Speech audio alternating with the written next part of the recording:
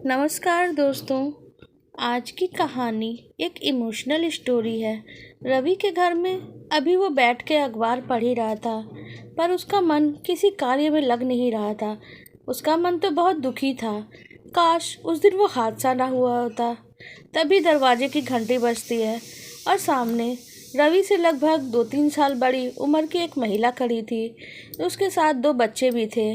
चश्मा भी लगाई हुई थी। मतलब बुजुर्ग तो नहीं थी, पर उम्रदराज थी। क्या आप लोगों का घर खाली है? उन्होंने पूछा। मैं यहाँ किराए की बातें सुन रही थी कि यहाँ पे आते जाते देख रही थी कि आपका घर शायद खाली हो। रवि ने कहा, नहीं, हमारे यहाँ ऐसा कोई बोर्ड तो हमने नहीं लगाया, ना ही किसी व्यक्ति को कहा कि हमारे लिए घर किराए पे खाली है। तो फिर ये बात आपको किसने कही? उसने कहा कि मैं आपको आते जाते तो देखती हूँ और आपके परिवार में बहुत सदस्य नहीं हैं, इसलिए मुझे लगा आप शायद किराए पे घर मुझे दे सकते हैं। मना तो करना चाहता था रवि, पर पता नहीं क्यों अचानक वो हाँ कह देता है। ऊपर की तरफ एक कमरा है, उस तरफ आप जा सकती हैं। उन्हें देने को वो तैयार हो जाता है। रवि पहले तो इस बात के लिए तैयार नहीं था। फिर उसकी जब पत्नी आती है और रवि उससे कुछ पूछता है तो बताती है क्या वहाँ एक महिला है जो 2 बच्चों के साथ खड़ी है और वो ग्रामीण बैंक में काम करती है। उन्हें किराए पे घर चाहिए था। वो रवि की पत्नी से भी बात करती है। फिर अगर बोलती है कि आपके घर में जगह हो तो मैं किराए पे रह सकती हूँ। उसके बाद वो दोनों तैयार हो जाते हैं, क्योंकि उसकी पत्नी सोच रही थी यहाँ ना तो रवि का मन लग रहा है ना मेरा। बच्चा है तो स्कूल में रहता है। काश कि उस दिन ऐसा ना हुआ होता। खैर, अगले दिन से ही संपदा जो किराएदार थी वो आ जाती हैं अपने 2 बच्चों के साथ घर पे रहने के लिए। बच्चों के लिए वो अक्सर नई नई चीज़ें अपने बच्चों के लिए बनाती रहती थी, और जो भी चीज़ वो बनाती अक्सर वो रवि और रूपा यानी जो इस घर के मकान मालिक थे उनके लिए भी लेके आती और उन्हें बहुत प्यार से कहती कि आप भी खा लीजिए, मैंने अपने बच्चों के लिए बनाया था तो सोचा आपके लिए भी लेते चलती हूँ। संपदा का ये व्यवहार कभी कभी रूपा को शक करने पे मजबूर करता था। कोई कितना भी अच्छा हो और ज़्यादा समय तो अभी नहीं बीता है, किसी के लिए क्यों इतना कुछ करेगा। हम लोगों के लिए वो इतनी चीज़ें बनाती हैं। पर रूपा का जो ये शक था वो सही था या गलत, ये तो अभी पता नहीं। खैर, इसी तरह करीब बीतते 6 महीना बीत गए। 6 महीना में रूपा ने नोटिस की संपदा खास चीज़ें जो बनाती है वो चीज़ें अक्सर रवि को बहुत पसंद आती हैं, या फिर रवि की पसंद की चीज़ें बनाती हैं। और ये सारी चीज़ें रवि के लिए वो बना रही थी। एक बार हलवा बना के वो रवि के लिए स्पेशली लेकर आती है संपदा, जो उसको फिर देखने के बाद कि मेरे पति तो ऐसे है नहीं, कहीं मेरे पति की उन लोगों ने कुछ बुरा तो नहीं सोच लिया। पर उसके दिमाग में ये सारी बातें चल रही थी। उसके बाद रूपा जब ये बात देखती है तो रूपा को भी शक दिमाग में आने लगता है। उसके बाद वो सोचती है मैं इस बारे में रवि से ज़रूर बात करूँगी। आखिर क्या कारण है जो संपदा हम लोगों के लिए इतना कुछ कर रही है। संपदा का इस तरह का व्यवहार रवि को भी थोड़ा अजीब लगता, लेकिन संपदा के हाथ का खाने का स्वाद उसका मन मोह लेता। उसे बार बार उसे अपने बचपन की याद आती, जैसे उसके माँ के हाथों का स्वाद संपदा के हाथों के खाने में होता। रवि के आंखों के सामने जब भी वो खाना खाता माँ की ममता घूमने लगती। रूपा ने ऐसा कहा, ठीक है। फिर रूपा ने जब सारी बात रवि से कही तो उसने कहा मैं बात करूँगा, कोई स्पेशल कारण तो नहीं हो सकता, ज़रूर तुम्हारी कोई गलत सोच होगी और अगर हम ऐसा कुछ कहेंगे तो वो बुरा मान जाएंगी। लेकिन उनके बात करने का फैसला तो वो कर ही चुका था और इस बारे में सोच रहा था। संपदा अभी किचन में अपने बच्चों के लिए खाना बना रही थी।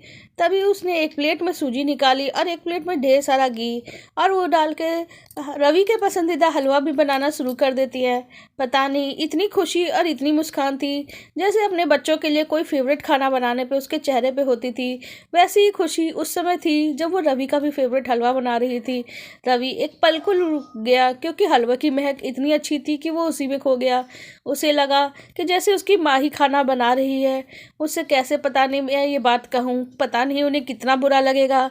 बहुत मुश्किल से हिचकिचाते हुए वहाँ गया और सब बताने के लिए बैठा। तब तक संपदा बोली, आइए ना बैठिए, मैंने भी आपकी पसंद का हलवा बनाया है, और रवि के हाथ में लगभग पकड़ा ही दिया। लेकिन तब तक वहाँ रूपा आती है और गुस्से में उस हलवे की कटोरी को फेंक देती है। संपदा हैरान रह जाती है। रूपा बोलती है, आप चाहती क्या हैं? मेरे पति को क्यों अजीबोगरीब चीज़ें खिलाने पे लगी हैं? रूपा की इस बात पे संपदा हैरान होते हुए बोलती है, ये चीज़ें अजीब नहीं है, ये सारी चीज़ें तो मैं खाती हूँ, मेरे बच्चे भी खाते हैं। मैं आप दोनों के लिए लेके आती हूँ और मैं भी यही चीज़ें खाती हूँ। पर आप इस तरह से आप सोचेंगे तो आपको गलत ही लगेगा। तो रूपा कहती है, तो फिर साबित करिए आप गलत नहीं है। वो ज़मीन पे गिरे हुए कटोरी को दिखा के कहती है, इसे खा के दिखाइए। संपदा इस बात से काफ़ी दुखी हुई थी, पर उसमें हलवा के जो टुकड़े ज़मीन पे गिरे थे उसी में से एक टुकड़ा उठा के अपने मुंह में डाल लिया और कहा, अब तो यकीन हो गया। और उसके बाद कहता है कि मैं तुम्हारे लिए अभी लेकर आती हूँ, आप ही लोगों के साथ खाऊंगी। रूपा को पता नहीं क्यों मन में शक लेके बैठी थी और सच जानना चाहती थी, लेकिन संपदा इतना बुरा होने के बाद भी अपनापन दिखा रही थी उन लोगों के साथ।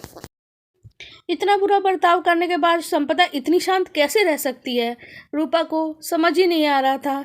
तो रवि से कहती है, तुम जिस सवाल के लिए आए थे वो क्यों नहीं पूछ रहे हो? तभी वो संपदा से कहता है, क्या आप हमारे साथ थोड़ी देर बैठ सकती हैं, हमें कुछ पूछना है। फिर अपनी बात शुरू करने के बाद कहता है, पता नहीं क्यों जब से आप यहाँ आई हैं हमें अपनापन तो महसूस होता है, बिना कारण के लगाव भी महसूस होता है, लेकिन जब कुछ खिलाती हैं तो ऐसा लगता है कि जैसे मेरी माँ का हाथों का स्वाद है। पर ये अपनापन किस लिए? हम तो आप लोगों को बहुत समय से जानते भी नहीं, ना ही आपके परिवार को जानते हैं, तो फिर ऐसा क्या कारण है? संपदा कहना शुरू करती है, शायद आपसे मेरा कोई खून का रिश्ता ना हो, लेकिन एक रिश्ता है जो बहुत ही पवित्र और बहुत ही नेक है। उसके बाद संपदा बोलती है, मैं आपके जख्मों को तो कुरेदना ही नहीं चाहती, पर ना चाहते हुए मुझे ये सच बोलना ही पड़ रहा है। आपको याद है जब आपकी माँ उस दिन मंदिर से लौट रही थी तो एक कार के जोरदार धक्के की वजह से बहुत बुरी तरह से घायल हो गई और उन्हें अस्पताल ले जाया गया था। ठीक उसी समय मैं भी अस्पताल में भर्ती थी और मेरे तो जैसे अंतिम सांसें ही चल रही थी। ऐसा लग रहा था कि मैं शायद कभी वापस ना लौट पाऊँ और मेरे बच्चे अनाथ हो जाते, क्योंकि आपको पता है मेरे जीवन में तो पहले से कोई व्यक्ति नहीं, मेरे पति भी नहीं जो बच्चों की देखभाल कर सके। इन बच्चों के पिता नहीं। मैं नौकरी करती हूँ और बच्चों की देखभाल करती हूँ। मैं किसी भी हालत में ज़िंदा रहना चाहती थी। उस दिन जब आपकी माँ की मृत्यु हुई तो माँ के शरीर के कुछ अंगों का दान आपने कठोर हृदय करके ले लिया था, जिससे वजह से मुझे जीवन दान मिला था। उस समय मैं मृत्यु के करीब थी, पर आपने जो माँ का अंग दान करने का निर्णय लिया था वो मेरे शरीर के अंगों से मैच कर गए और मुझे नया जीवन मिल गया। मेरी मृत्यु तो टल गई, आपकी माँ की दुनिया से जा चुकी थी, लेकिन उनकी उम्र भी हो चुकी थी। इस तरह से किसी दुनिया से जाना किसी भी बेटे के लिए बहुत दुख वाली बात होती है, पर मेरा जो हृदय था वो भी काम करना लगभग बंद कर चुका था। जब आपकी माँ का हृदय मेरे शरीर में लगाया गया तो वो मेरी धड़कन बन गया और उसके एहसासों के साथ मैं आपको भी एहसास कर पा रही थी, अपने बच्चों के एहसासों जैसा ही। मुझे इस बात का पता चला तो मैं बस सोची कि आपको धन्यवाद करने के लिए जाऊं, लेकिन जब मैंने आपके परिवार को और आपको पहली बार देखा तो हृदय बार बार मेरा चीख चीख के कह रहा था, ये तो मेरा बेटा है, इसे भी ममता की आवश्यकता है, इसे भी ममता और दुलार की आवश्यकता है। और सिर्फ धन्यवाद की चीज़ों को जो मैं समाप्त करके आगे बढ़ जाना चाहती थी, पर मेरा हृदय इन चीज़ों को समाप्त नहीं करना चाहता था, क्योंकि वो ममता के आंचल में भीगा हुआ था और मुझे जो ही भावना मेरे ही बच्चों के लिए महसूस होती वही भावना आपके लिए महसूस हो रही थी। शायद ये आपके माँ का दिल था, इसीलिए मैं जब यहाँ आई तो मुझे महसूस होने लगा कि माँ का हृदय आपको देख के कितना प्रसन्न होता है। मैं जब आपको आपकी पत्नी को कुछ खिलाती हूँ तो मेरे हृदय को बहुत संतुष्टि मिलती है, क्योंकि वो हृदय सिर्फ मेरा नहीं है, वो तो आपकी माँ का है और इसी कारण वो बार बार आपको भी एक बच्चे की तरह ही मानने को तैयार हो जाता है। भली मैं आपकी ही उम्र की लगती होंगी, पर मेरा दिल जो आपको देखता है तो एक बच्चे की तरह ही देखता है और रूपा को भी देखता है तो एक बच्चे की ही भावना आती है। बस यही एक भावना है जो आपसे जोड़ती है। रवि को जब ये सारी बातें पता चली तो उसमें ना तो सुनने और समझने की जैसे ताकत ही ना हो, बस आंखों में उसकी माँ का ही रूप दिख रहा था। जब से उसके जीवन में संपदा आई थी उसके आंखों से आंसू बह रहे थे, इधर रूपा की भी आंखों से आंसू लगातार बह रहे थे। रूपा बोलती है, मुझे माफ़ कर दीजिए, मैंने आपको सास के रूप में सम्मान नहीं दिया था, लेकिन मेरे सास के जाने के बाद मेरा जीवन भी सुनसान कम नहीं हुआ, क्योंकि उनसे ही मैंने माँ का प्यार पाया था। माँ का आंचल का सुख तो मैंने बचपन से कभी पाया नहीं, क्योंकि मैं एक अनाथ लड़की थी। शादी के बाद सास के रूप में मुझे माँ का प्यार मिला और उनके जीवन जाने के बाद मेरा जीवन भी शून्य हो रहा था।